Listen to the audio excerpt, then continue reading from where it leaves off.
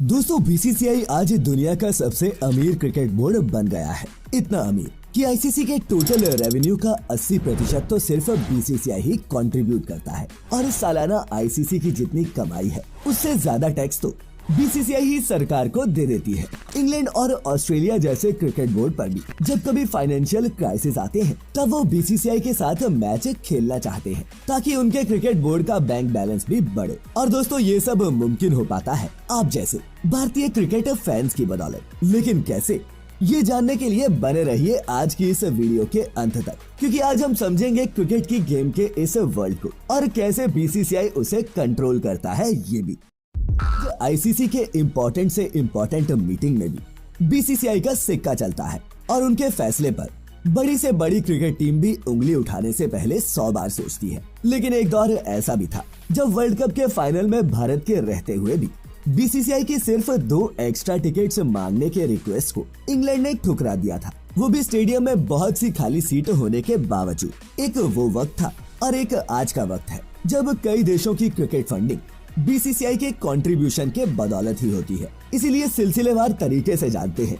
BCCI की गगनचुंबी उड़ान की कहानी। यूं तो बीसीसीआई का इतिहास 90 साल पुराना है, लेकिन उसकी किस्मत की करवट ली साल 1983 में जब भारत ने वर्ल्ड कप को अपने नाम किया, वो भी इंग्लैंड की धरती पर जो खुद को क्रिकेट का बादशाह समझता था। लेकिन फिर सन 87 में भारत ने वर्ल्ड कप होस्ट करके मारो बादशाह के सिर से ताज ही छीन लिया, क्योंकि उससे पहले वर्ल्ड कप सिर्फ इंग्लैंड में ही हुआ करता था और इस वर्ल्ड कप का आयोजन भी इतना आसान नहीं था। उसमें करोड़ों खर्च होने थे और तब बीसीसीआई की जेब में जीतने वाली टीम को देने के लिए कप खरीदने के भी पैसे नहीं थे। इसके अलावा आईसीसी को देने के लिए गारंटी मनी और ट्रैवलिंग से लेकर खाने पीने में ही 20 करोड़ खर्च होने थे। लेकिन वही स्पॉन्सर से मिले पैसे से बीसीसीआई सिर्फ 38 लाख ही जुटा पाई थी। लेकिन दोस्तों बात देश की थी तो उस समय मौजूद राजीव गांधी की सरकार ने मदद की और साथ ही धीरूभाई अंबानी ने भी, जिसने आने वाली टीम के रहने से लेकर खाने तक का जिम्मा उठा लिया, क्योंकि उन्हें इसमें भारत की शान के साथ साथ अपना बिजनेस भी दिखा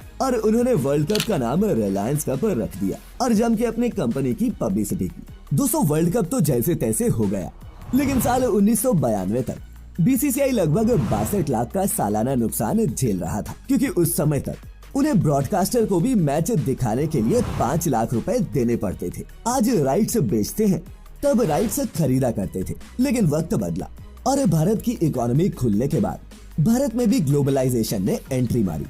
इंडिया बड़े बड़ी इंटरनेशनल कंपनीज की पसंदीदा मार्केट बनती गई। एडवर्टाइजमेंट का दौर चला और टेलीविजन उसका सबसे स्ट्रॉन्ग मीडियम था, तो बीसीसीआई को भी अब ब्रॉडकास्टिंग राइट्स के पैसे मिलना शुरू हो गए। 1993 में TWI पहला फॉरेन ब्रॉडकास्टर बना, जिसने बीसीसीआई को $6 लाख यानी कि उस समय के हिसाब से करीब 2 करोड़ रुपए का भुगतान किया। जिसके बाद सन 2000 में दूरदर्शन ने 4 साल के ब्रॉडकास्टिंग राइट्स के लिए बीसीसीआई को 240 करोड़ रुपए दिए। वहीं आज की बात करें तो ब्रॉडकास्टर बीसीसीआई के T20 और वनडे जैसे एक मैच के ब्रॉडकास्टर राइट के लिए भी 65 करोड़ रुपए देता है और वहीं आईपीएल के पर मैच के लिए भी 55 करोड़ रुपए तक मिल जाते हैं। तो पूरे सीजन का कितना होगा ये आप खुद कैलकुलेट करें।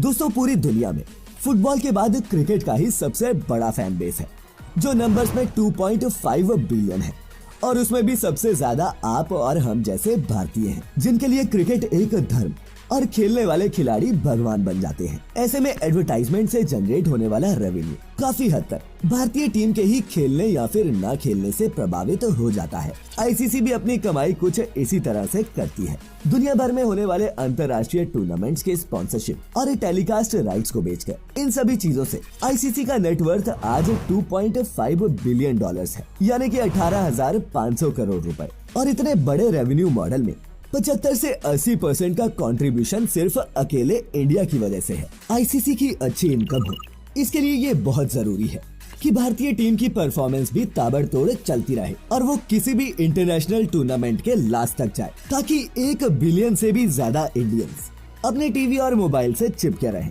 और मैच के बहाने ये एडवर्टाइजमेंट्स भी चलती रहे, जिससे मोटे मोटे स्पॉन्सर्स उनके हाथ लगते रहे। वही दोस्तों बीसीसीआई अकेला एक देश का क्रिकेट बोर्ड होकर भी $2 बिलियन की नेटवर्थ रखता है, जो इंडियन करेंसी में करीब 15,000 करोड़ रुपए के आसपास है, जिसमें आईपीएल का बड़ा कंट्रीब्यूशन है और कुछ इसी तरह इंडिया का इंटरनेशनल क्रिकेट के ऊपर फाइनेंशियल कंट्रोल है और इसीलिए हमारा दबदबा क्रिकेट वर्ल्ड में साफ दिखता है। ये कैसे?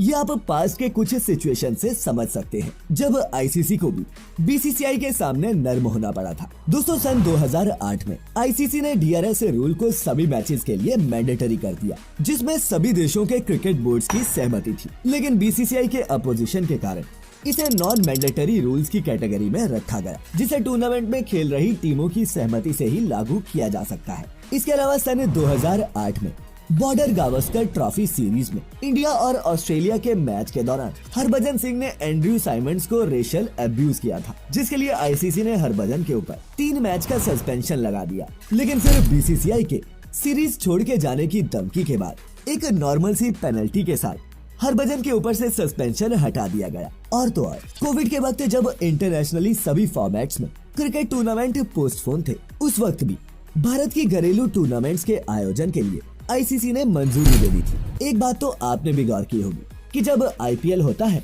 तब आईसीसी दुनिया में ऐसी कोई भी बड़ी टूर्नामेंट का आयोजन नहीं करती जिससे बीसीसीआई के इंडियन प्रीमियर लीग पर कोई आंच आए और किसी विदेशी खिलाड़ी को इसमें पार्टिसिपेट करने में प्रॉब्लम हो, क्योंकि इस पूरे सीजन की ब्रांड वैल्यू 50,000 करोड़ से ज्यादा की है, जिससे एट द एंड आईसीसी को भी फायदा ही होता है। इसीलिए आईसीसी भी बीसीसीआई को कोई दिक्कत नहीं होने देता। इन सभी चीजों से क्लियरली पता चलता है कि बीसीसीआई ने फाइनेंस के जरिए आईसीसी के ऊपर अपना पूरा कंट्रोल बरकरार रखा है। लेकिन बीसीसीआई ने कभी अपनी पावर का गलत इस्तेमाल नहीं किया, बल्कि समय समय पर भारत और भारतीय खिलाड़ियों के लिए अपना स्टैंड ही लिया है। साथ ही क्रिकेट बेहतर कैसे हो इस पर भी ध्यान दिया, जैसा कि आपने डीआरएस वाले फैसले में देखा ही होगा, जिससे हर देश के खिलाड़ी को मदद मिले। दोस्तों, अब जब रेवेन्यू की इतनी सारी बात हो ही रही है तो ये भी जान ही लेते हैं कि बीसीसीआई अपने खिलाड़ियों को कितना पैसा देती है। अगर आपको लगता है कि इंडियन क्रिकेटर की सालाना सैलरी सबसे ज्यादा है तो ऐसा बिल्कुल भी नहीं है। हाईएस्ट पेड प्लेयर्स की कैटेगरी में भारतीय खिलाड़ी दूसरे नंबर पर है। दोस्तों, अब होता ये है कि देश के खिलाड़ियों को अपने बोर्ड के सेंट्रल कॉन्ट्रैक्ट के मुताबिक सालाना सैलरी मिलती है, जिसमें इंग्लैंड के प्लेयर्स सबसे ऊपर है, हाईएस्ट 9 करोड़ से भी ज्यादा सालाना सैलरी के साथ। वहीं भारत इस लिस्ट में सेकंड नंबर पर आता है, जहां के प्लेयर्स को हाईएस्ट 7 करोड़ रुपए तक सालाना सैलरी मिलती है। इसके अलावा मैच फीस अलग होती है। पर दोस्तों, हमारे देश के प्लेयर्स खेल के अलावा एड से भी करोड़ों कमाते हैं।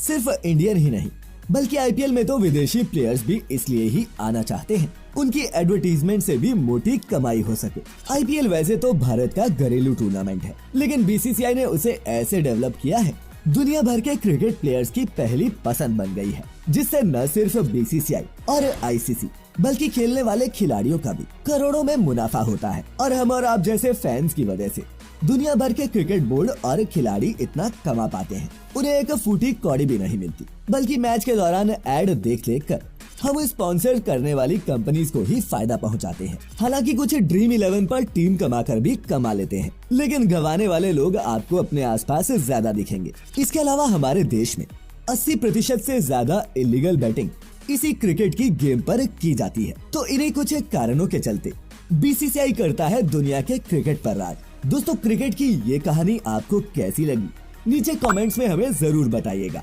और वीडियो अच्छी लगी हो तो इसे लाइक करने के साथ साथ शेयर भी जरूर करना। मैं लेकर आता रहूंगा ऐसी ही और भी मजेदार और इंटरेस्टिंग वीडियोस। तब तक अपने चहेतों का ख्याल रखें, खुश रहें।